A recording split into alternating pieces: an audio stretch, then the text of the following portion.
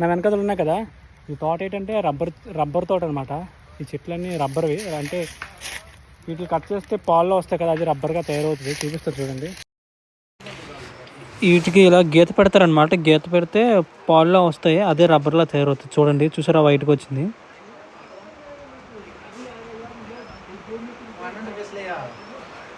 దగ్గర నుంచి చూపిస్తాను చూడండి. ఇదిగోండి పాల్లో వస్తున్నాయి కదా, ఇదే రబ్బరు. వీటిలో కెమికల్ వేసి రబ్బర్లా తయారు చేస్తారు, అంటే గట్టిగా పడడానికి ఇంకా బాగా. న్యాచురల్గానే ఇది గట్టిగా అయిపోద్ది రబ్బర్ కాబట్టి, కొన్ని రోజులు పోతే బేగా అవ్వడానికి కెమికల్ వేసి చేస్తారు. ఇంకో చూసారా, ఇది రబ్బర్ అనమాట. ఇంకో చూసారా, అది చూసాక ఫ్రెండ్స్, వీడియో నచ్చిందని అనుకుంటున్నా.